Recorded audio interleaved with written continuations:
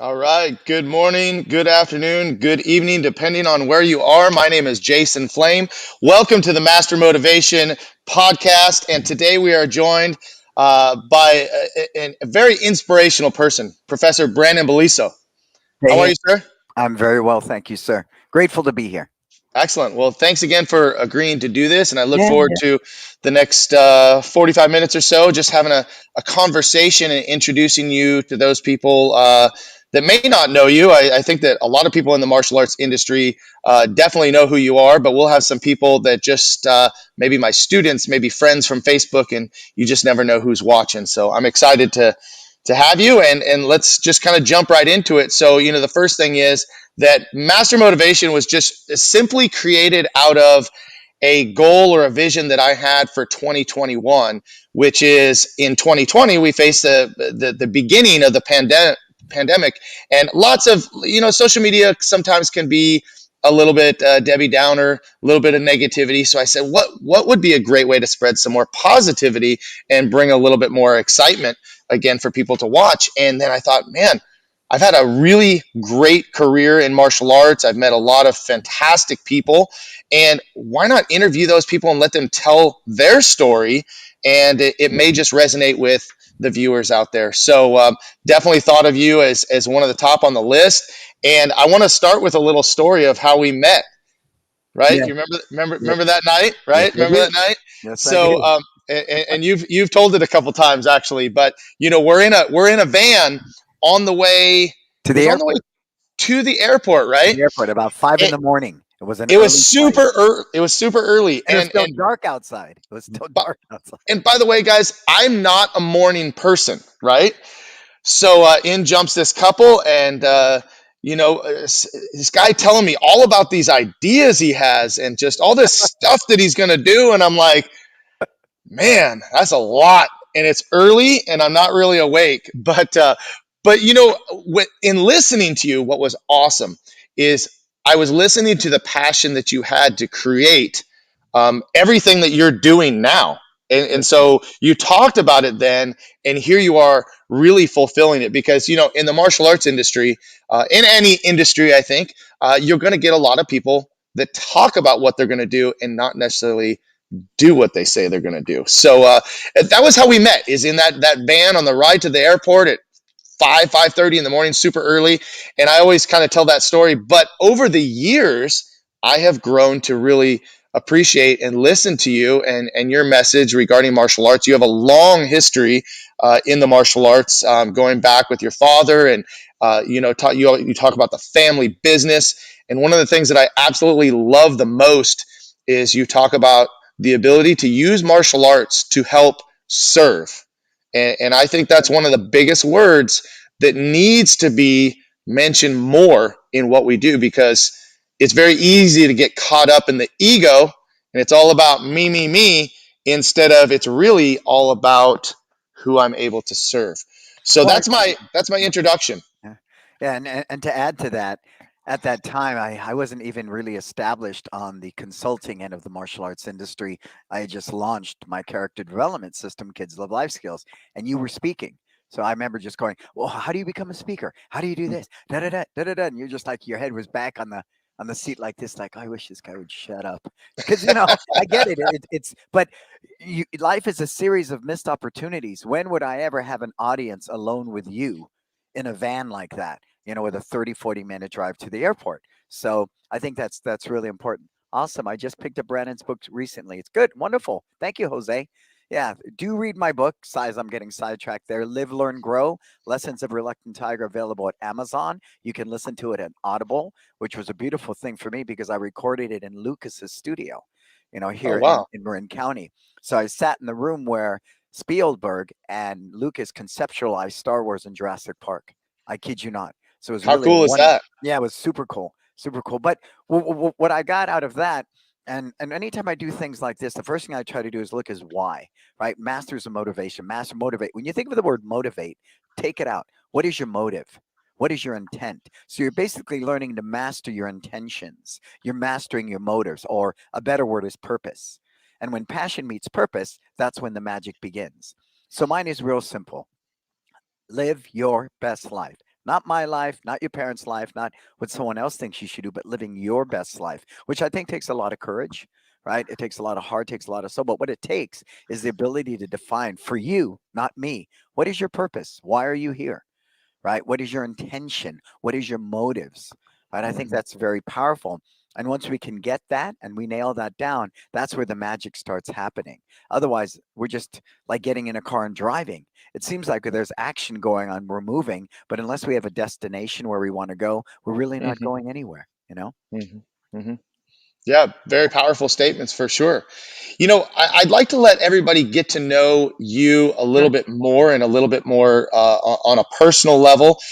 Talk about growing up and your family and Absolutely. talk about very early beginnings. Absolutely. Well, I mean, it was a very hard beginning. At 11 months old, I went into the foster care system, me and my older sister, who's now been passed for 20 years.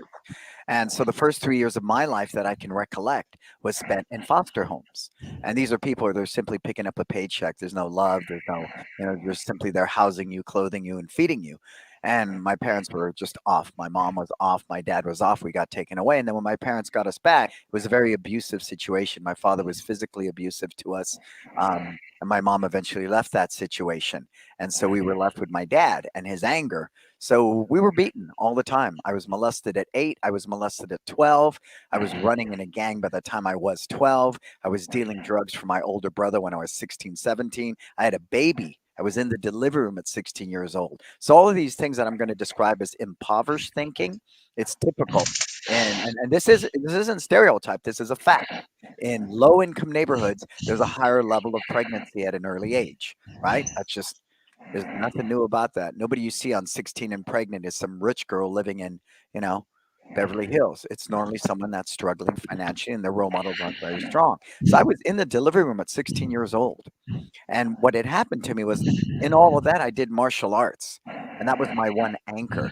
The challenge with that for me, sir, was my father was my coach, he was my father, and he was my instructor. So I was told how much to weigh, when to eat, when to sleep, how to kick, how to fight. So literally, when I woke up at 18, I was disciplined, but I didn't possess the empowerment of self discipline, the self Mm. motivation that was needed to be who I am today. Wow, I mean that was just a lot of information that I think many of us that know you would have had no idea. Right. So, how did those things that happened to you shape you as a young person? Well, my 20s were spent trying to discover the true art of self discipline, right? I get it. We're all white belts. We stand in a lineup. We go, yes, sir. How many kicks? Absolutely. Yes, sir. You want me to clean the school? Yes, sir. You want me to do the birthday party on the weekend for free? Absolutely, sir. Because we want that approval. The challenge with that, and me being the prodigal son, of course, I want my father's approval, but that had Mhm. spilled over into a martial arts instructor, spilled over into my coach in the ring. So wanting somebody else's approval compromised my own personal vision, compromised my own personal journey. So when I left home at 18, it really was about that. The next decade was literally spent, stumbling and fumbling through life, figuring out who am I? What do I want? Not being a Mhm. good codependent people pleaser. What do you want? How can I serve you and only you? Right to the Mhm. point. Anytime your life becomes unmanageable for another person or situation, that's codependency 101. So it's really creating that healthy boundaries and the healthy borders so I can be the full individual that I am, which helps me live my best life, but also be able to serve you to the fullest. That's what I think Mhm. is the art of life for me today. So my 20s Mhm. was spent really trying to figure out what my purpose is in this world. And at what point did that relationship change or evolve, or did Well, it? yeah, no, I tell people this story and I'm not always proud of it. I got a record deal in Asia and I had a top 10 album, three top 10 hits, a number one song for 6 months. And I had a very decadent lifestyle, extremely decadent. I was just very unhealthy. I don't want to go into all the details, but it was a rock and roll lifestyle that we typically hear of. And then I was in traffic, and it's in my book. I'm sitting in traffic going to do a TV show, and I'm bitching and moaning. I shouldn't have to sit in this traffic. I've got the number one song in the country. They should fly Mhm. me to the TV station. Blah blah blah blah blah blah blah blah. And then I look over into the side of the road, and it was like a movie, slow motion. There was this kid, and they call them squatters. We know in third world countries, I mean, poverty is just normal, right? We think we have poor people here. No, no, no, no. Go to Mexico, go to the Philippines. You want to see poor people? Go to Ethiopia. That's poor. That's Mm, poor on a whole nother level. And I look over mhm, at the side of the road, Jason, and I look and I go, and this kid was playing with a stick or a rock. I don't know what he was playing with, and that wasn't really the point. But there's shanties around him, cardboard houses, there's traffic. You could tell this kid must have been born into 10th generation of poverty. But you know what this kid had that I didn't have? He had bliss. With all the chaos and everything going around him, this kid was happy. He was happy. And him and I made eye contact with me sitting in traffic and looking over at this kid. Him and I made contact for just a second, and I was so ashamed of myself. I was so ashamed. Here I am with money, a six-bedroom house, a car. I had a personal assistant. I had my own masseuse that traveled with me. And at the time, being as decadent and unbalanced as I was living with two women. It was horrible. You know, might mm, be good for a bunch of guys sitting in a bar, but on a spirit level, on a soul level, I was being depleted, depleted. And I sunk down in the back of that car, Jason, and I was so embarrassed. And nobody knew but me. Nobody knew but me. But mm. I sold everything. I didn't take the next record deal. I came back to the United States. And that's when things really started to shift. Wow. Go back to the training at a young age in martial arts. Explain your experience in the martial arts and what was training like for you? Well, I'll be 60 in January, sir. So, I've been training since 1967, that blood and guts era where martial arts wasn't really a business yet. It wasn't until Karate Kid came along in the 80s that martial arts Hmm. became a business, right?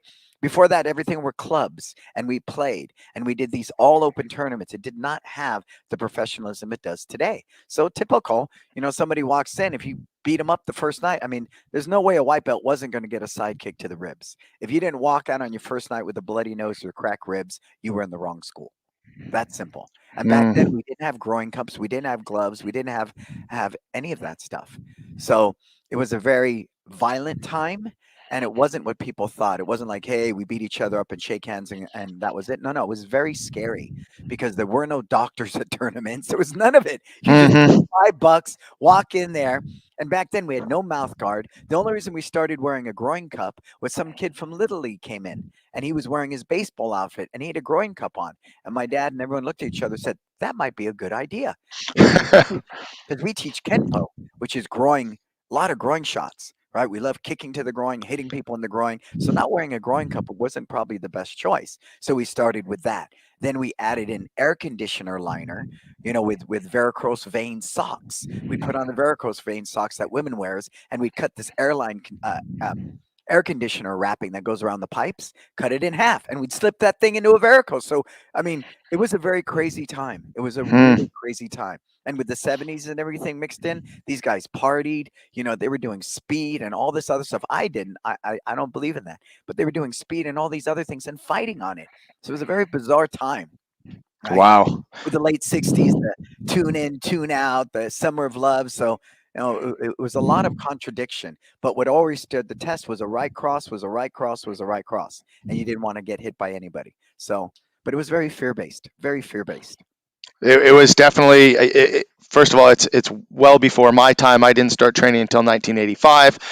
Talk about some of the evolution of what you started to see change from the 70s into the 80s. You mentioned Absolutely. Karate Kid, and then we had the Ninja Turtles, and Yeah. you got all these different movies, media that starts to kind of add to it. Talk about the evolution. Well, the first thing we had seen was, Bruce Lee on Marlowe, this episode of Marlowe, then Bruce Lee on Longstreet, then Bruce Lee in Kato, then Bruce Lee, was fed up with what was going on here, so went back to China to do films. Once David Carradine got his series, Kung Fu, which was meant for Bruce Lee, he was done. So he was gone. So you had this Caucasian guy playing a Chinese half breed walking through the rest, which was supposed to be Bruce Lee's role. And I really love, I Mhm. mean, it's pretty violent, but Shannon Lee took her dad's concepts to come up with that TV series Warrior, which is where it's set in the whole Wild West days too, which was pretty much where Kung Fu was. So I thought that was brilliant. So we went from that, and then of course Karate Kid happened. But what they saw, which was I think the good and bad of the martial arts, was these salespeople, these people with money said we could monetize that, right? We could monetize that. So it didn't matter whether the martial arts was good or not. It simply became sales because there was this long line of kids wanting to be the Karate Kid. Now we know Hmm. back then in the 70s, there were no kids doing martial arts. They'd have that occasional one on Johnny Carson, 11-year-old black belt on Johnny Carson. And it was a big deal, Jason, because people didn't earn black belts, like they do now. I got a brown belt at 7. And then my papa said, when you can fight a man and you have the maturity of a man, you will test for black belt. So I wore a brown belt for 10 years and I tested at 17 for black belt. That's just the way it was. Whereas when Karate Kid rolled around, remember how he didn't have a belt and Miyagi Hmm. just handed him his own belt to wear or Right. someone's belt to Right. wear? So I think that's good and bad. The bad of it is I don't believe a black belt has the same meaning it did back then. Do I believe it needs to be that extreme? No. But do I believe it needs to have more weight? Yes. Because in the evolution of martial arts with the whole black belt club, black belt club, black belt club, people see that as the end all be all. We are a black Hmm. belt school. So we find the attrition rate at black belt is really high. It's really high. People drop out because they think they're done. They think it's just like telling a kid, you got to get the college degree, get the college degree. I get that. How many people get a college degree but never get a master's or never get a PhD? Quite a few. Quite a few. And I think that same type of mindset perpetuates in the martial arts. So after Karate Kid, you had the salesmen, the McDojos, the black belt factories, and then you had these other guys fighting for art. The challenge with these guys, they romanticize starving for their art. Now, personally, I'm an entrepreneur. If I can't scale and monetize it, then I'm not going to do it. We'll make it a nonprofit, make it a charity, and simply give back to the community. But if I see the potential to monetize and scale service, which is what I'm all about, which can happen and which should happen, then the ability to be extremely profitable is there. So after Karate Kid, what did we have? Crouching Tiger, Hidden Dragon, Ninja Turtles. We had Power Rangers, right? And we saw that whole resurgence. And it kind of died in the middle. But when Crouching Tiger, Hidden Dragon came out, and got all those Academy Awards and stuff. Boom, martial arts shot back up. Boom, Jackie Chan, Jet Li, they all popped up. Right. So towards the end of that whole 80s thing with Karate Kid, you had Ernie Reyes Jr. with Surf Ninjas, and he was in Red Sonja and a couple of things and the Ninja Turtle movie. But where it is today, where martial arts is today, as far as showbiz, think about it. We've got Warrior, right, which is a series on. We've got Kung Fu, which is a series that's on. The Mortal Kombat movie came out. Snake Eyes is out. The Shang-Chi, that new one, the Marvel character that's Asian, is out. So after we saw Jackie Chan and Jet Li kind of die off, we were kind of sitting there in the middle wondering what's going to happen next. But much like music, do know that's going to happen in decades. It will recycle. Right. Martial arts is huge again, and we're all witnessing that, right? Everyone's having record numbers in their schools as far as Hmm. signups go. And I think that's just, pandemic fever. But the timing with all these other things going, and not to mention Cobra Kai, I mean, it's just perfect timing. Perfect timing. Right. Well, yeah, like you said, I mean, those movies and what we see on, I mean, martial arts has gone from something that was rarely talked about or almost looked upon in a spoof fashion. Now, I mean, almost any commercial or anything you see some form of martial arts or some semblance of what we do in our schools or what we teach or it's definitely a lot more mainstream as far as an activity, right? You used to have baseball, soccer, football. Martial arts is right in there. But it did take quite a while. Um, Talk about when you're in your 20s now and you're in a band and you're traveling the world. Did martial arts take a back seat or did martial arts just take a break? Well, remember, I'm old school when it comes to that. So the thought of opening up a martial arts school never even flew on my radar. I mean, I ran Mm-hmm. my dad's school. We lived above the martial arts school. So it was never part of it. But training has always been. I was the guy, I lived in what was called a subdivision, right? Big walls, guards, drawbridge, the whole 9 yards, because you had to stay safe in a third world country. I'm the guy at 11 o'clock when it's not hot, when the pollution's down. I'm running through the subdivision with a guy sitting in a car driving behind me to guard me. Mm-hmm. And people thought I was nuts. Who's this crazy white man? I'm actually Filipino and Italian, but who's this crazy guy running through the subdivision at 11 o'clock at night? And then I go through all my sets, all my forms, and I would train. So I've never stopped training. Training has always been an active part of my life, but I never saw the martial arts as a good business model. I've owned other small businesses since my 20s, all the way up until I sold a DJ company, which I had when I signed the record deal. So I ran my own company for close to 15 years, weddings, bar mitzvahs, high schools, company parties, and that was very lucrative. And I liked the lifestyle. I only work weekends, and the weekdays I did whatever I want, right? Unless it was Christmas time when you did company parties and stuff all week Right. long. So I think for me, the evolution of martial arts today, it's mixed messages. I love UFC as far as the technicality, but I think sometimes the message it's conveyed over 30 years, since its inception, is mixed. It's mixed. I look at Cobra Kai, where even Miyagi's going, let's go to the high school and let's go fight these guys, right? Mm. I think it's mixed messages. I believe true self defense today, for all intents and purposes, is that 13-year-old girl that's going to wake up today and she's decided because of the cyberbullying that her best defense is to kill herself. So I believe we're in a very unique position to be there to make a difference in that capacity, but we need to make life skills a priority. And it doesn't mean because I'm a black belt I can paint discipline on the wall and say I teach discipline. And that's where my kids love life skills started over a decade ago. I recognize that. I asked my daddy, he goes, you do 10,000 kicks, discipline. I said, no, you don't. You have a really good kick. You have a really good kick. But to teach discipline like we teach a form or teach a self defense combination, I think is really important for anybody out there that's a martial arts school owner, because it's what separates you from soccer, what separates you from t-ball and baseball and everything else. If you can be viewed as an investment for their child versus an extracurricular activity, the position you put yourself in your community is untouched. That's a pretty powerful statement right there. That I think that a lot of people really need to hear again. Say that one more time. Which one? Which part of What that? what you talk about the extracurricular activity versus Yeah, I mean, we are an investment. I advertise all the time. People who earn black belts with us go on to Cornell, go on to Stanford, go on to USC. I want people to view us as an investment. And yeah, we are the most expensive in our community, but people don't look at us as an extracurricular activity like soccer or t-ball or basketball. We are viewed as an investment for their child's future. And if you can do that from day one, I think as far as retention 101, everything changes. yeah. Everything I changes. so agree with that because and I think a lot of people do agree with it as well. I think that they have a hard time demonstrating or teaching or implementing what you're saying, Yeah. right? And like yeah, you can paint words on the wall and you could talk about it, but unless you're actually doing it. But I think that mindset is really important for martial arts school owners and for parents to truly understand.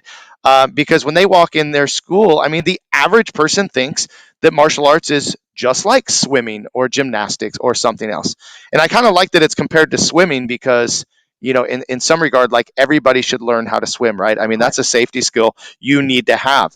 Not everybody needs to play soccer or baseball, and I'm a huge advocate for kids sports. My kids played sports, Yeah. but I think the life skills, like you said, discipline, self defense. I mean, there's nowhere else that you're going to learn self defense, and there's a lot of different ways that we teach self defense.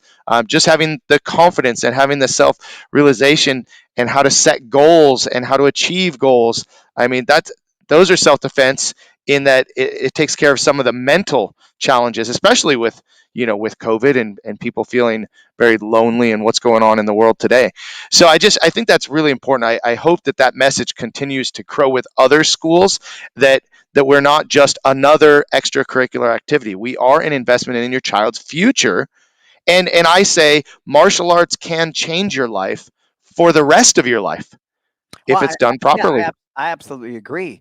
But if we have to go through every part of our business, the systems, the community, our social media, are we conveying that? And Right. I don't believe 90% of the industry is even near where we should be in relationship to that. And I think you said at the top of the show, it's ego driven. Our industry is extremely ego driven. And that's why when I didn't call it Beliso Karate School and I went with One Martial Arts, my father goes, what are you? We're well known. We've been in this community forever. I said, it can never be about me.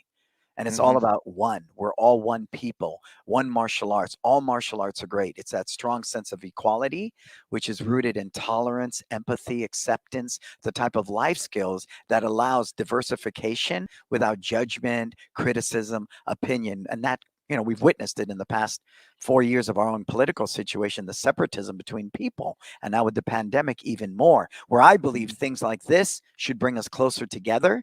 And that starts with the tribe and the culture you create in your school. I mean, we've gotten tighter, all of us, through this that are within our culture.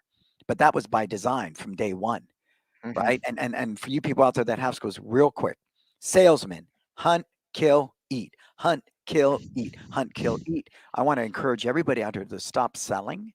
And if you really want to be service based, then you need to think like a farmer, right? A farmer doesn't get a crop he can sell right away. It takes how many seasons? One of the best crops are blueberries. You don't get a good blueberry for 3 seasons. Who's willing to make that investment? Well, at the end, you have the most expensive crop available. So I'm willing to, when somebody comes to the door, I say this passionately: I don't want leads. I don't want trials. I don't want students. And that's where people think I'm nuts. What I want is relationships, because relationships improve retention. Relationships help organically grow your tribe of raving fans, and relationships are more satisfying. Is this something that you believed from the beginning, or is this something that you have come to believe? No, I've always believed that. That's why I've never done contracts, upgrades, belt testing fees. I don't like to sell. So, you Mhm, want to make an elephant fail? Tell them to climb a tree. I don't like to sell, and I don't believe the majority of people in this world like to sell. It's a very mhm, unique individual who likes to sell. Classic example: somebody sells you something, you go back 3 months later to have a conversation. 9 times out of 10, that salesperson is gone. They're on to another sales job. It has some of the highest turnover rate in any job industry because sales suck. They mhm, simply do. Now, promoting values through organically cultivating a relationship, that's a whole different conversation. Whole mhm. different conversation. Let's go back just a second to when did you decide that it was time for you to open or to Sure. turn your business into your school? Sure. Because I'm not sure now. Did your father continue to run his school and you opened a separate school, or did you take over that school? That I Now, my, don't know. my father still has his school. It's been in the Okay. same location for 50 years. Wow. 50 years. He still lives above the karate school. He's 88. He owns a beautiful home out in the suburbs, but he still lives and stays in this karate school. It's just his Hmm. thing. It's his thing. What happened was I was wrapping up the record life. The whole album had exhausted itself, all the touring for 3 years extensively. Then I was getting ready to sign another record deal. Every 10 months, I would come home for 2 months. And I said to my manager, I'll be back. And I was lying through my teeth. I had sold everything already. I wanted to get out of this third world country and make sure I was on US soil. Really, that's all that came down to. So I didn't take the deal. Thai Boy just came out. It was really big. I wasn't sure what I wanted to do. I came back here and tried to play rock star for 6 months, burned through all my money. So I ended up teaching martial arts at my dad's school, at health clubs, and all, like 4 different health clubs, 3 different karate schools, the park and rec. And Taibo was big. So I came out with my own version called One the Next Level in Cardio Kickboxing, which did really well. Sold a lot of VHS tapes at Amazon, right? Yeah. That's how long ago it was, the year 2000. And then I wasn't going to open a school, to be honest with you, because I wasn't sure what my business model was yet. I do know what I saw didn't work for me was either the starving artist or the McDojo guy. I didn't see anybody delivering great martial arts, making great money. I didn't see that, especially in San Francisco where the martial arts scene is rich. There's still a lot of smaller clubs, but there's not schools like mine. We have 2 locations right now. We're all the way back up to 870, 400 online right now, 250 outdoors in parking lots, and another 200 plus indoors between 2 locations. And I didn't see what we were doing anywhere. And like Dan Kennedy says, you want to be successful, find out what everybody's doing and do the complete opposite. So opposite works for me. Opposite in the respect that, I'm going to always carve my own path and I'm not going to follow what everybody else does because they don't pay my bills, they don't pay my rent, they don't know what lives in my heart. I need to design for me the kind of life that I want, then you create the vehicle to support it. Right? I don't believe we should create a business that we work for. That business should work for us, allowing us Mhm. to do whatever we want to do. And up until the pandemic, I was coaching my son's little league. I was driving my wife crazy, being at home all the time. I was on the road 4 months out of the year. Just before the pandemic hit, I was in Korea speaking at Kukiwon, which is a huge event. Now, what I dug about that, I'm the only non Taekwondo martial artist speaking that's ever been there. And I thought that was pretty cool. Right? What's this guy's? He's a karate guy. What's he doing at Kukiwon? Right? But because the message is so strong, they saw the value in it.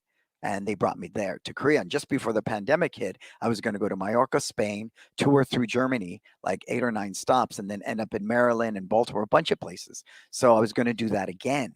So up until the pandemic, I was working 2 hours a week. I had a business that worked for me. I didn't work for it, and I had the freedom to do these other things. And Mhm. so Once I decided that and I opened my first school, it was no brainer. I created a business model that didn't exist, so there wasn't a lot of data. So I had to go outside and look at companies like Apple, Zappos, companies like Tesla, companies like who do we have down here? We have YouTube 20 minutes away. These culture driven businesses that really focus on purpose and put people before profits. And that resonates with me to no end. But people make the mistake. I'm just a kumbaya California tree hugging guy. Uh, they're very mistaken about that. They're very Mm-hmm. Mm-hmm. So you opened your school. What year was that? 2000. First 2000. 2000. Yeah. And then how long was it before you opened the second school? Well, ironically, me and Roland Osborne had this conversation because we're always in a position to open 2 or 3 locations financially, and we could do that right now. And I sat with Roland, who had gotten rid of all his schools and he'd created Hyper. And Roland Osborne of Hyper Pro Training was saying, I want to affect more people. And I said, well, so do I. I don't want to just a 3 to 5 mile radius. That's not enough of an impact. And that's probably about the time I saw you in the van and I was picking your brain. I know I want to reach a bigger audience. So it was never a desire to open more schools. I opened schools based upon my team's needs. Mm-hmm. It's not the other way around. I don't have this business plan to open schools and put somebody in it. I like homegrown talent as much as possible. So my guy, who was getting an AA in college, about 21, 22, finally decided, I want to do this. I said, great. Then you need to make at least 100K a year to begin with vacation, with pay, 401K, medical, the whole 9 yards. I can't do that and support my lifestyle with $1 million school with a 35% net. Right. So I said, what we need to do is open a second one. So we didn't open the second one until 6 years ago. And the first one's been there 20 years now. Mm-hmm. So it's really about the need of my people because I have other verticals. So I can make money many different ways. It's not about making money, it's about living from purpose. And the byproduct is if you do what you love, the money comes. Do it smart, do it right. So that's when we opened up Millbrae. So the first location went to $1 million in 7 years because I wasn't sure yet. I was figuring out systems, the whole 9 yards. The second one we scaled to $1 million in 3 years. So we've definitely reduced that learning curve. And Mm-hmm. if we choose to open more, we will. We will, but there's just not a need for it today. And Kids Love Life Skills came in. It started out as, if I remember correctly, one merit badge. Is Correct. that correct? Correct. And that Right. was our first show when I met you, the one in Right. Florida. That was the first time we got a booth. Okay. And so that was, what year was that? God, the Super Show, because about a decade ago, it's probably about Yeah. 10 years ago, whatever the Okay. one in Florida was. Yeah, Right. probably about a Right. decade. Okay. And then you continued to, grow your own. Well, I think you always had a knack for speaking, right? So I don't know if Yeah. you continued to grow those skills. I think you just Yeah. kind of had a knack for it. So, and you would ask me, how do you become a speaker? And I probably gave you the name of the person who I always talk to. I talked to Jan at the Super Show, and Yep. she's. I fortunately kind of had a little different in because I was already working with the Maya team and Correct. became a consultant for the Maya team, and so you started speaking, not only at the Super Show but all over. What was that like for you, and how did you approach that? Well, I think first, methodically, I took the information that was given to me. I went straight to Jan and she said, this is how you submit to be a speaker. Great. At the time, my school wasn't at $1 million. At the time, this model I was cultivating wasn't proven. It wasn't proven yet, right? So people were looking at, I don't know, man. We all do contracts, we all do belt fees, we all do upgrades, built-in retail sales, blah, blah, blah, blah, blah. You have no data that this works. But the minute we broke a million, that was 2007, that was it. Everything just went boom. Everybody wants to hear this message, but I think at first the powers that be thought it was an anomaly, right? They thought it was okay. Well, here's something kind of fun and cool to listen to for an hour. But as more schools started to come aboard, when I created the It's Time Consulting, and I have lots of schools all over the world now that are service-based businesses, purpose-driven businesses that establish a why and a purpose and a brand, and they focus on serving their team versus just themselves. I have a lot of schools under my belt now that I've worked with. So that momentum's changing, and fortunately, because of the pandemic, all bets are off. All bets are off. We can run our schools any way that we want. There's no longer one set formula for success. So that's when things really started to change. Honestly, once I broke the first million in 2007, one location, 3,700 square feet, 600 students. And so you're still speaking, and Yeah. you've traveled a bit. We were talking before we started today. You just came back from an event. Yeah. Um, what are some plans, some future plans that you have moving forward? Well, we just revamped Kids Love Life Skills completely. We realized we need to hold people's hands and partner more and build that culture. So we moved that to a subscription-based model. We're at 300 schools worldwide, and my goal personally, and the team doesn't know this yet, but by 2025 to be at least in 2,000 organizations throughout the world, whether that's co-op, homeschooled, Montessori schools, it doesn't matter. Life skills are universal, and that's why Sure. of life skills, not karate life skills, and to really perpetuate that.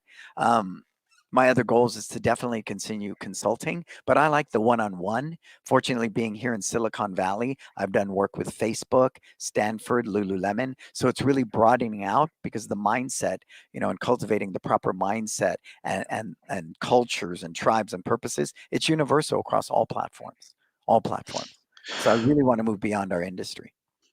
And what do you find to be your biggest challenge when working with newer clients?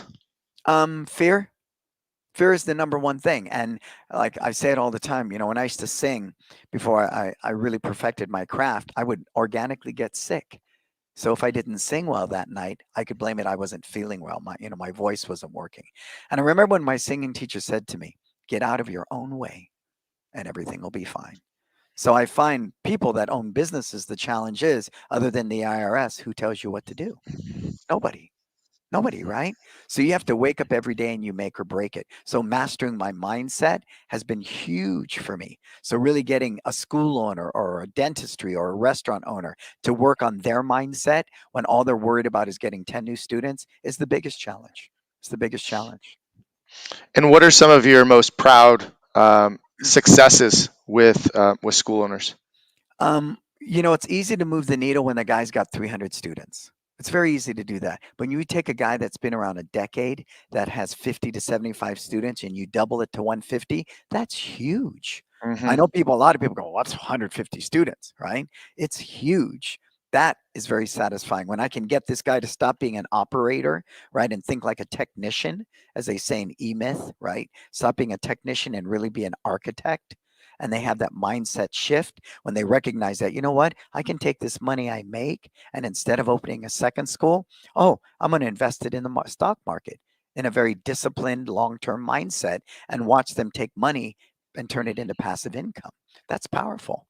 That's super powerful. We're conditioned to think more schools, more schools, more schools. Hell, when I can wake up this morning and see I made, 5 to 10 grand on the stock market and I didn't do anything. I didn't do anything. It's passive income. So to help school owners recognize what is their version of success and what that looks like, Hmm. that's huge for me. Huge for me. I just love it. Like, Jason Smith is on here. He's somebody we rebranded from the ground up. We moved his school. I totally helped him design the interior, all of it. And to see him flourish, right? He's got a wife and kids. That to me it makes me really happy. Let's talk about your family a little bit. Tell us a little bit. I know you have at least one son. Is that right? I have 3 kids. I have 3 Three kids. kids. Right, my I first son is in his is 40s. right. He's in his 40s, and I love Okay. him. He's my best friend. He was the best man at my wedding, but I never saw marriage as a strong institution. My dad's been married 4 or 5 times. My mom was married 3 times. But Hmm.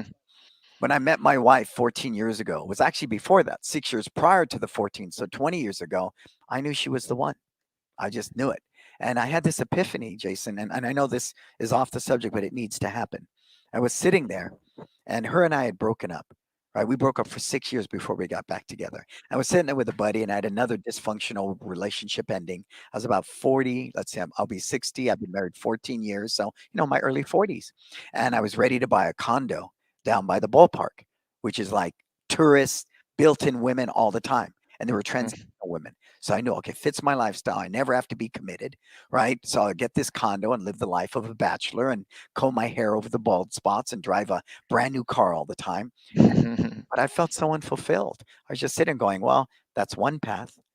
But I really wanted to have a real family. I didn't really have that growing up. So I really wanted that. And when me and my wife got back together 6 years later, it was a no brainer. So now we have a 9-year-old Taya, we have a 12-year-old Braden, and then my older son. my older son Brannon, and it's my purpose, right? It's God, myself, and my family, and that's important for me. And tell us a little bit more about your children. Did they all do martial arts? Yeah, my son will be 13. He's a black belt, and he's a rock star. He's a teenager like anybody else. Dad's not as cool as I used to be. They always have something smart to say, right? Which is part of their rite of passage.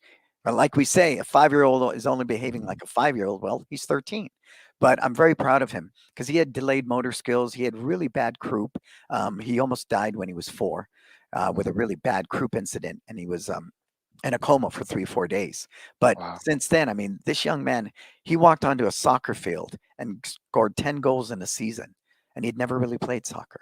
Then he was on this all-star team, and he hasn't played soccer in 2 years. He walked in his first game 2 goals, last game 1 goal, and he's a star basketball player, and he's a martial art, and he teaches here too now.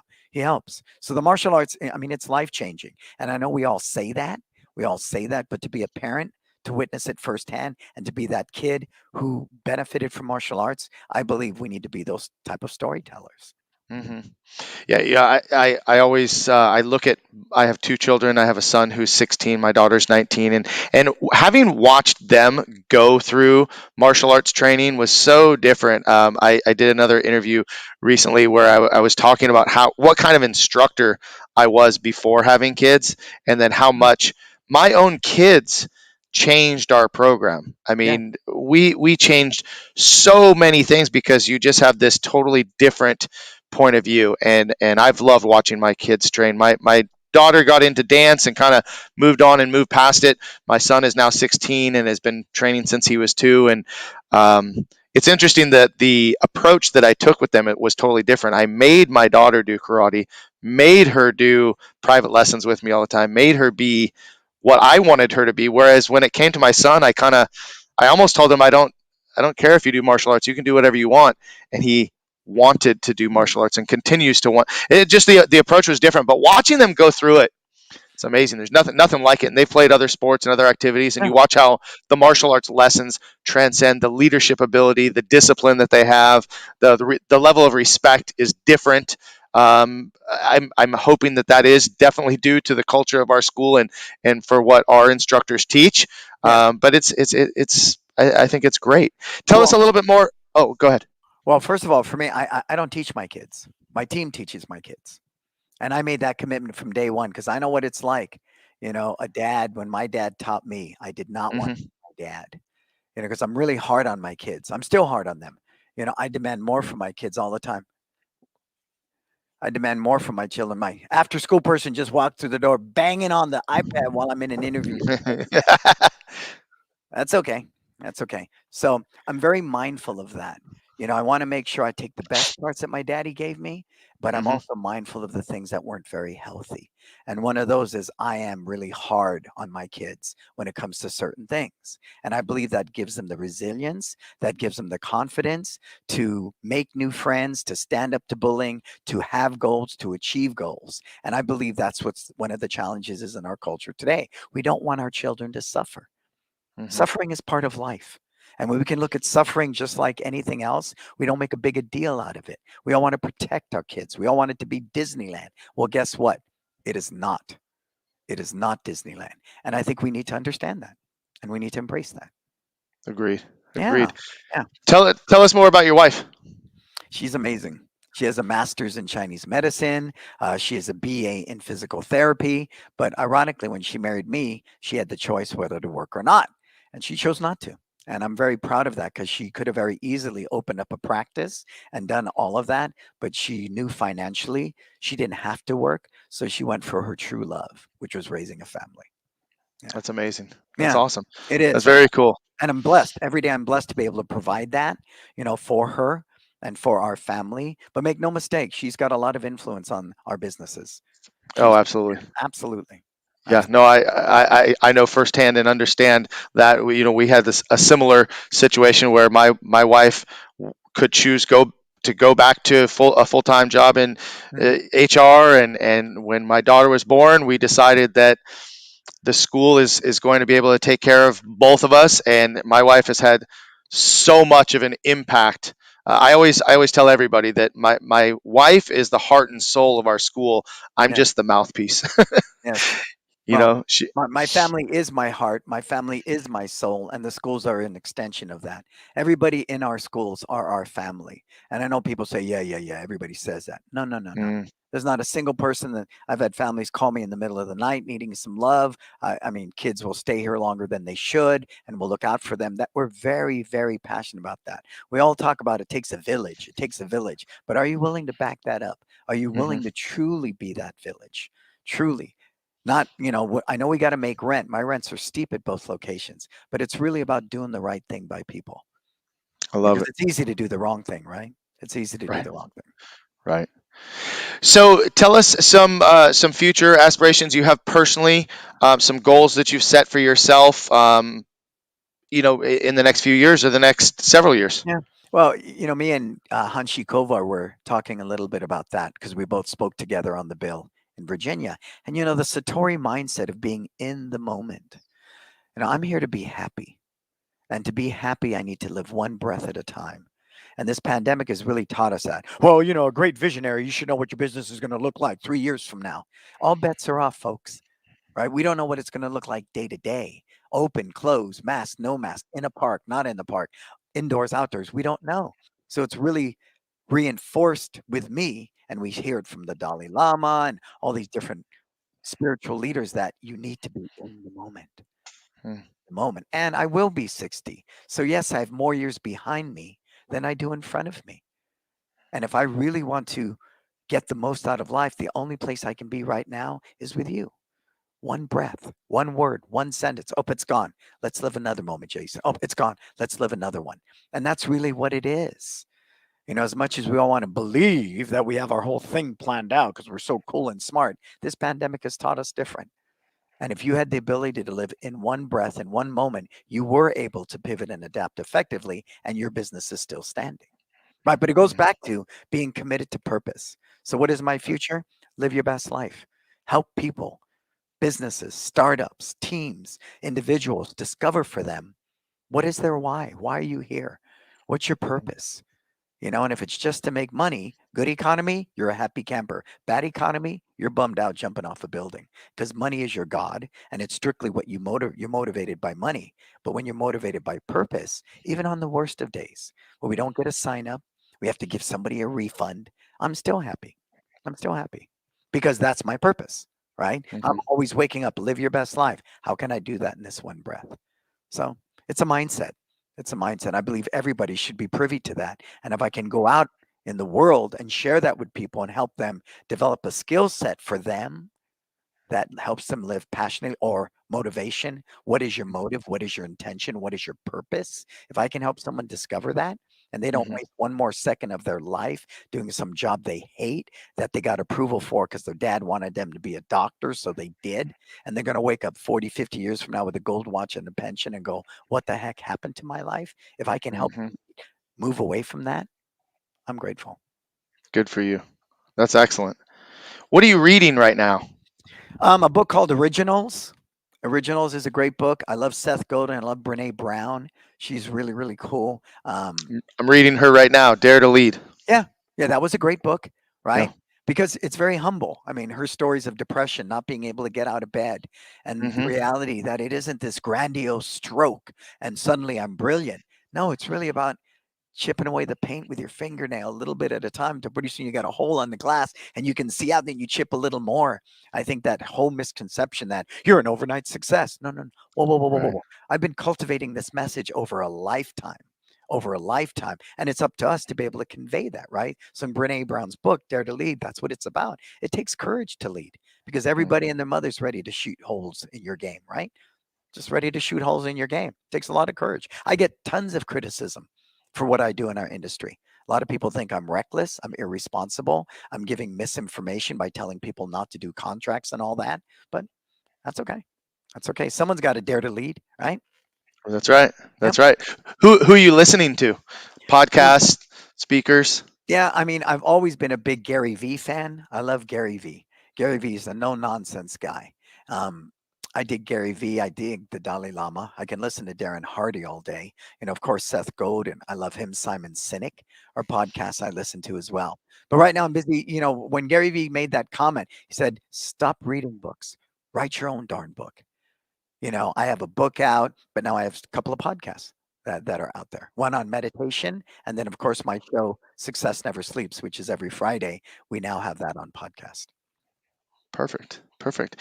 Hey, real quick, as those of you that are still watching, if you have any questions that you Yeah, want to ask Professor Beliso, please just post those in the comments, and we'll take care of those. But I just want to take a minute just to thank you. It's been really great since that van ride many years ago, just to watch your journey, listen to you, hear what you have to say. Although we may think a little bit differently on the yeah, contract situation, that's okay. that's okay. I think that Yeah, we can both respect each other in what we do and how we do it, and learn from each other. I've just learned a ton from listening to you and so many others. I'm very grateful to have you here on the show and just allow people to listen to you. Your passion is, in my opinion, your passion is unparalleled. I don't listen to a lot of speakers that have the amount of passion that you have, and just coming from the heart, and really speaking from a place. You truly believe and live the things that you talk about, which I can appreciate. So, quick question here. Jose Escobar is asking, can you shed sure. some light on what your morning routine looks like? That's a great question. Well, it's a great question because establishing a mindset every morning when you wake up is important. My morning routine is exactly the same, whether I'm traveling or not. It's exactly the same. When I wake up, I meditate and I pray. And then when I meditate, I go through my gratitude list. Hanshi Kovar said, every day above ground is a good day. So anytime you can find an attitude of gratitude, we've heard it in so many ways, then you open yourself up to the law of abundance, the law of attraction. And so once you establish a grateful mindset, my feet hit the ground the same way every day. My bathroom routine is exactly the same. I get up, I kiss my wife, I kiss the kids, I make her coffee. Well, we have an espresso machine, so I make us both lattes. I eat the same thing every morning, and I say goodbye to them the same way. You notice I always wear black, and people ask me that question: why do you always wear black? Because I don't want to think about clothing. So anything I grab, it matches. It matches. I think being a slave to fashion, things like that, I'm really big on that. So Jose, all I'm going to say is please discover for yourself a morning routine that puts you in a state, like Tony Robbins says, a mindset, a state of mind, of productivity, of passion, of purpose. Right? You say that, wow, you're one of the most well, I am exactly who I am. Who you hear here, you hear on a podcast, you hear in person, you hear when we're sitting at the bar. It's exactly the same because I cultivate that from the minute I wake up. So whatever works for you, and like Jason said, he does contracts. I don't. I don't care. Everyone's version of success is different, and at least we both recognize that. Hey, that's Jason's version of success. This is my version of success. Cool. Let's hang out. But I think we live in an information society. There's tons of information, Jose. What you need to do is, again, who are you? Why are you here? Then get the information you need, whether it's your morning routine or otherwise, that's going to help you live your best life. Thank you. Yeah. Um, Jason Smith is asking for you to share more about your upcoming event. Yeah. I do everything different. Everybody knows that. It's a 4-day event. So it's literally a martial arts retreat. Yes, we're going to have business because make no mistake, I have Samon coming in. Samon is a financial guru in the martial arts industry, 120 students, multimillionaire. He learned 30 years ago he didn't want more locations. He simply took the money he made and he learned to invest it in a very disciplined, long term fashion. So that's why decades later, this man is a multimillionaire. And I know a lot of school owners don't want to own multi locations. So Sam will be there. And then, of course, we do walking meditations, great meals. We go to great meals together, but we cover everything. And that's important to me. I know being a small business owner, I must be great in social media. I must be great with numbers. I must be great in leadership, great in team building, great in writing systems, great in cultivating a brand, right? Great in training my team, great in rotating curriculum. So really in the 4 days, we cover all of that. And I've moved needles for businesses that people were thought were could never be moved. And that's probably the biggest joy of that type of event. But it takes 4 days of me just pounding on you to wake you up. So But there's also the 1 day and the 2 days, so people can do that as well. But really, if you want to make an investment, 4 days. And we sold out the 20 spots right away. We always do, but we open up 7 more for the 4 days. So if anyone's really ready for the type of change, and we understand change is the key to success, because change will always happen, and what causes people the most pain and suffering is when they suffer from a fixed mindset and they're not willing to change or adapt. That's where the most pain is caused. Somebody leaves you, you can't accept they left, causes people a lot of suffering, right? Somebody dies and you can't move your mindset of when they were alive to the present moment. There's a lot of depression there. So it's the ability to change in a better way that really helps, and that's the whole theme of this one. It's time life change. Sounds great. Sounds great. Well, we have 1 minute left, Yeah. and I want to give it all to you, and just leave everybody with the last minute of speaking your mind. That this isn't a dress rehearsal. There is no do-over. We're all one phone call away. Today could be my last day here on earth. And if it was, I want to know that I'm living it from my purpose. I'm living it completely, full, happy, serving people, giving back. Giving back is so important to me. Someone called me the giver, and I love to give. I love to be the person influencing people and helping them achieve their version of success. And I think that's it. And, of course, loving God, loving my family, just find that, find out. Because I don't want you to just live life like we call a paper, a paper person that just going to live a life and wake up 40 years from now with that gold watch and pension and go, what happened to my life? None of us deserve that. But it takes a lot of courage, and it takes that type of mindset that has to be cultivated. Your mind is the biggest muscle on your body. It has to be exercised in a healthy way to achieve the results you deserve to be happier and successful. Well, thank you for sharing all of that with us. Thank you for sharing your story, and Absolutely. I am grateful for having you on the show. I think that a lot of people will enjoy hearing this and watching this later. So I'm going to make sure that I'll send you a link of it, and Wonderful. if you'd like to share it with anybody else, Absolutely. I would appreciate it, and I look forward to catching up with you another time. Yes, sir. Thank you so much for having me. All Thank you. right, you're very welcome. Thank you. And guys, tune in next week, every Monday, right here at 12 o'clock Pacific Standard Time. We'll be back with our next guest. So, one more time, thank you, Professor Beliso, for being on the Thank you, show sir. today. Thank you so much. Go out there and live your Thank best life. you. Got it. All right, guys, have a great week, and we'll see you soon.